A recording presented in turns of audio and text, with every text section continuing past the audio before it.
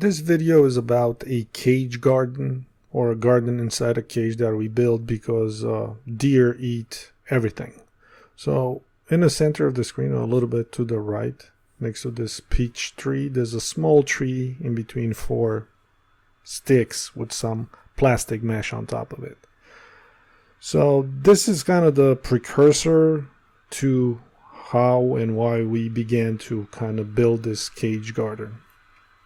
And this is a lily of some kind, and this is the first garden attempt. And the idea came because if you see on the right, there's a wrapped in a tube plant, and I said, why not plant some vegetables in a bucket on top of on the right of the house. You see my dad repainting it, and here he's like by the garden, and he had to crawl inside this like chicken wire mesh to water the plants, and he grew tired of it.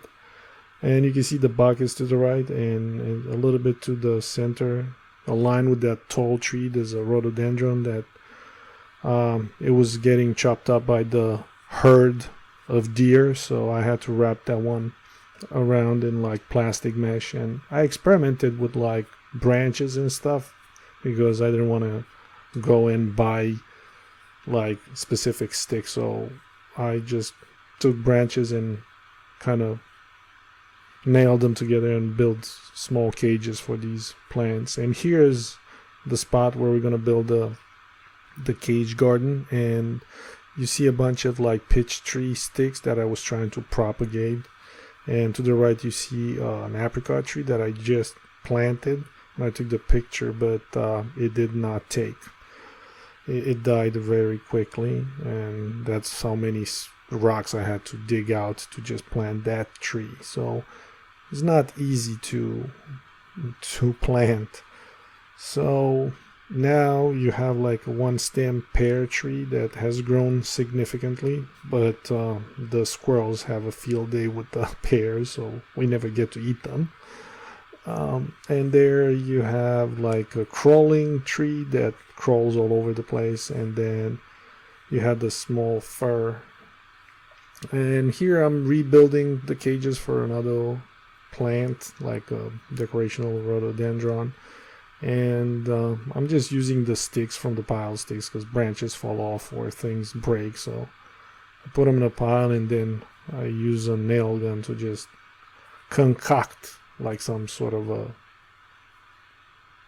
cage, and then I use like whatever mesh I find or have or buy. Usually like the plastic one does a decent job of protecting the animals, or protecting the plants from the animals, and it works. And that's how I kind of came up with the idea to plant things in buckets. And then my dad, having enough of crawling underneath that, he decided to build it out of 2x4s. So we started building it, but before that you see this rhododendron, and now it's even bigger. And we actually changed the sticks to like proper tree sticks. When you plant like new trees, they have this big pole that, and you hammer it into the earth. So we changed this rustic thing. I like the rustic thing, but they're already kind of rotted out, so they probably broke. My dad changed them, or I changed them, helped them changing them. Use the good. Actually, you can see the hammer on the floor, on the grass there. That's the one we hammer stuff with. Now I'm just taking the tools back and starting the grill to cook, because tomorrow the big activity of building the cage garden starts. I'm not going to put you through the ordeal of cooking. I'm just, playing with fire, which I like. So in the background you can see the stone garden I tried to build, or I built it and now it's kind of toppled over.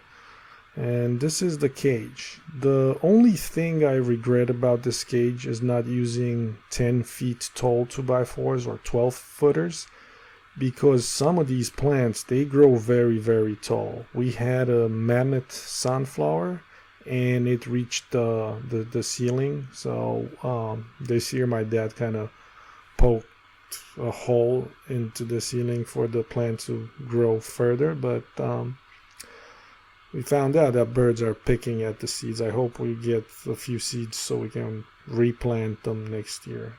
I'm not sure if he's willing to change the 2x4s, but I would like to make them taller. And as you see in the background, there's a cherry tree. It's a grafted to type of decorational cherries.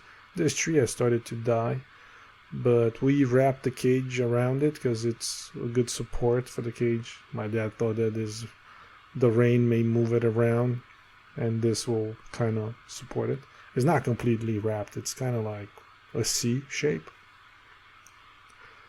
So you see on the ground is mulch, and it's like purchased mulch, but we went to the town recycling center and we used their composted mulch to kind of enrich the soil, because the soil is kind of like sandy and not conducive to like vegetable gardens. So we used a lot of that, and then we used the mowed grass as mulch, and it has been doing an excellent job because it keeps the soil moist underneath it. It maintains the humidity, and then the worms come and eat the grass from underneath.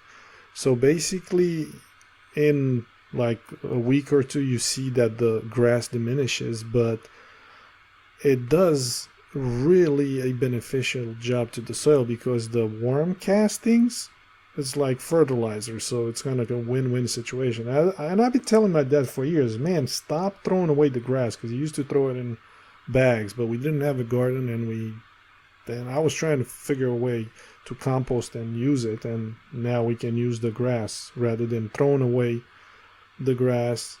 We use it, and it enriches the soil. And this is the cage in 2021.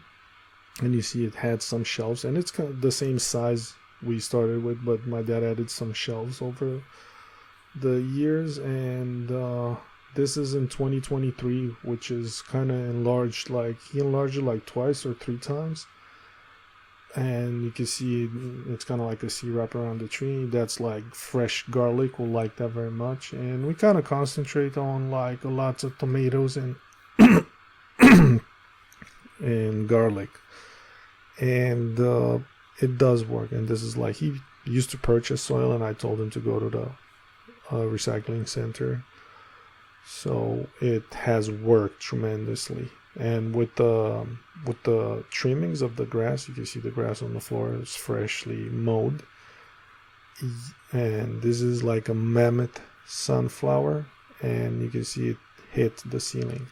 And last year, this is how it looked. We planted some pumpkins, and they grew and extended on top of the garden. So it really camouflaged the garden, so it looked like an oasis of green, and it looked really nice with the green leaves. It looked very lively.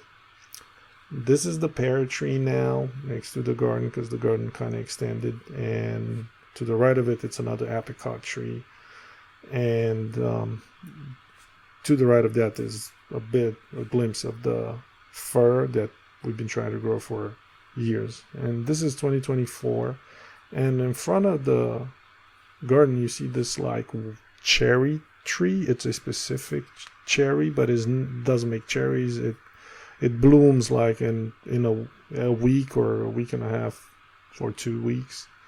And this is how the garden looks now at the making of the video. There's my dad in the background there, and that's again the cherry tree. And I kind of pruned it to grow tall. I like to call those like the pillars of creation, because it kind of looks like tall pillars. And I prune it to kind of make it grow taller and taller. And this is how it looks from like the second floor. And these are a few shots from different angles. That's like the dying cherry tree there. And this is a black locust. And yeah, it works. And we grow mostly tomatoes, because most of the time you use tomatoes if you cook. So we grow lots of tomatoes and a little bit of beans, like flat beans. Yeah, that's the story of this cage garden.